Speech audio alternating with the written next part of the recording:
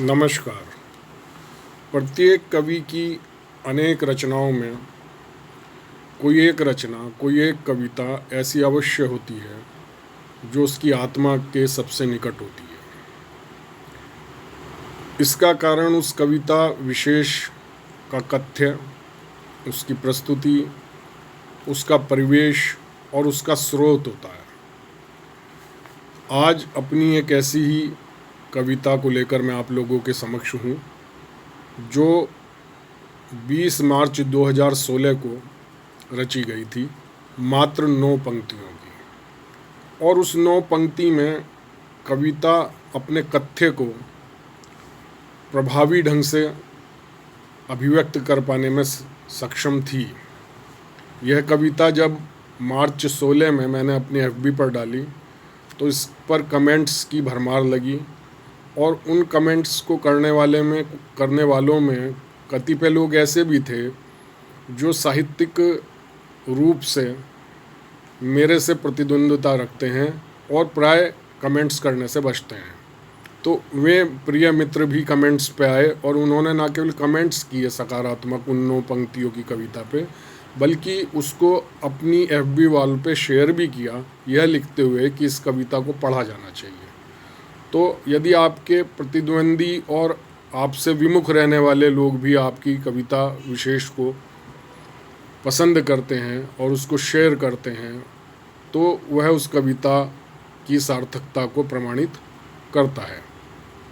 ये जो 9 पंक्तियों की कविता थी, कविता का शीर्षक है तलाश।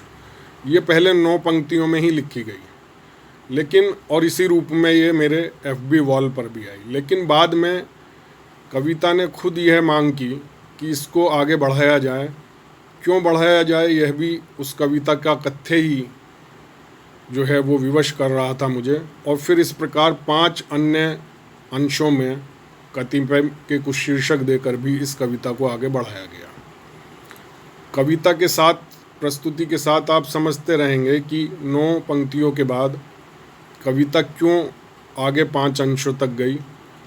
इस कविता की प्रस्तुति से पूर्व यह भी बता देना समीचीन होगा कि वर्ष 2016 से वर्ष 2020 तक इस कविता को मैंने विभिन्न पत्र पत्रिकाओं में, राष्ट्रीय पत्र पत्रिकाओं में भेजा, लेकिन यह कहीं स्वीकृत नहीं हुई।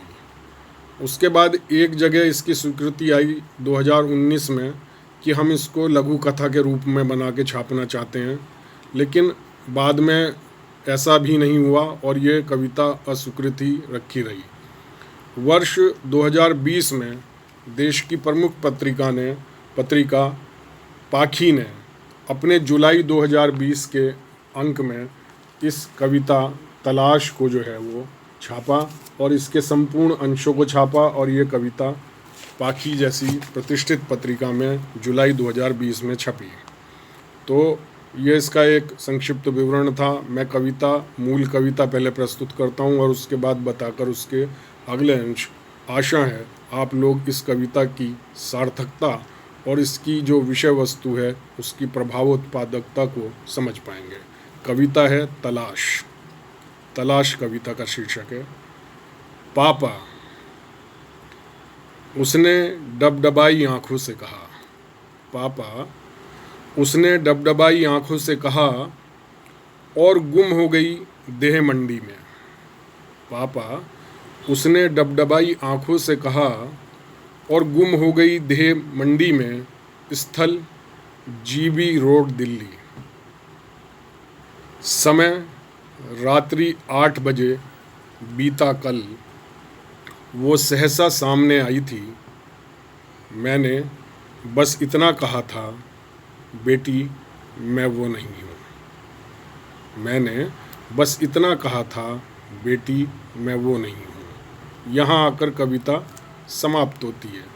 परंतु बाद में इसी कविता ने मुझे विवश किया कि मैं इस कविता को लिखूं और इससे यह सिद्ध होता है कि केवल रचनाकार ही रचना को नहीं लिखता, रचना भी स्वयं को रचवाने के लिए अपने अंत तक, जहाँ तक उसे जाना होता है, कवि या रचनाकार को विवश करती है।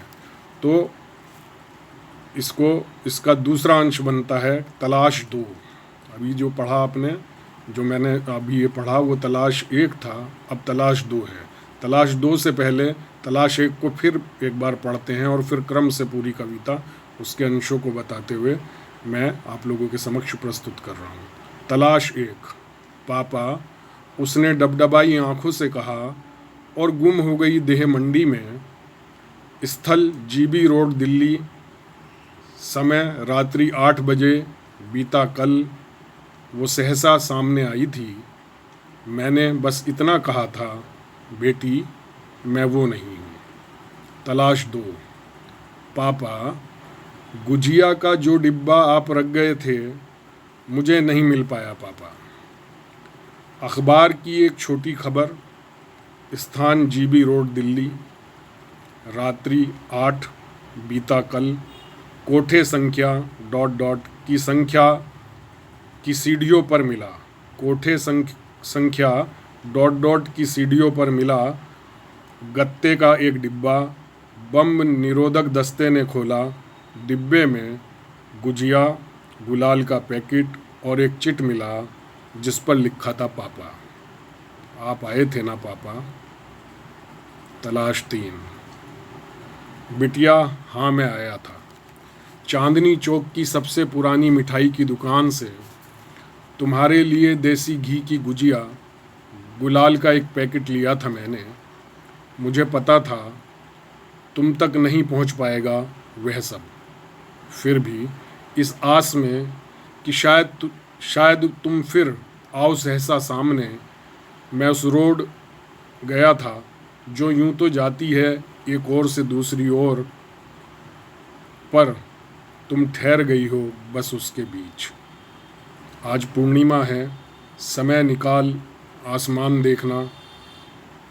वहाँ होगा एक चांद पूरा, वो चांद तुम्हारे लिए है आज देर तक। तलाश 4। मैं जानती हूँ कभी नहीं मिलेंगे हम। अपने माँ बाप का कुछ पता नहीं मुझे।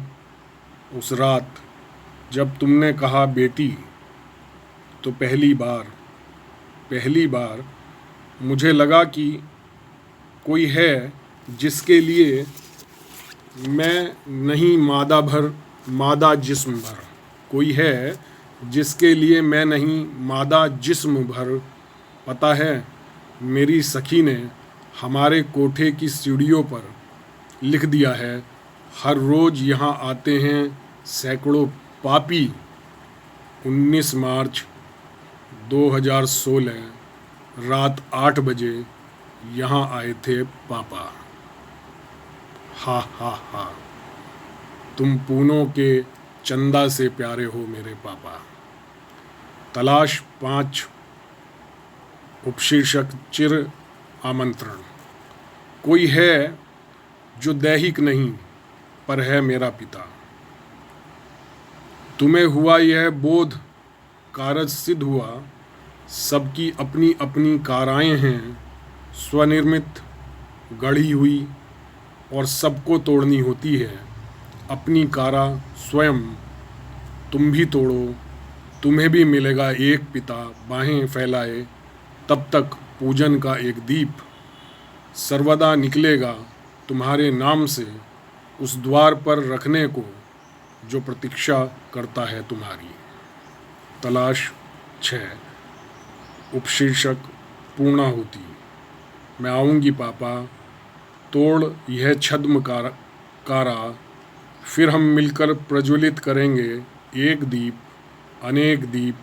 पापा, रखेंगे द्वार द्वार, स्वागत करेंगे उन वीरात्माओं का जो आएंगी तोड़ घुटन की काली कारा। मैं आऊँगी पापा।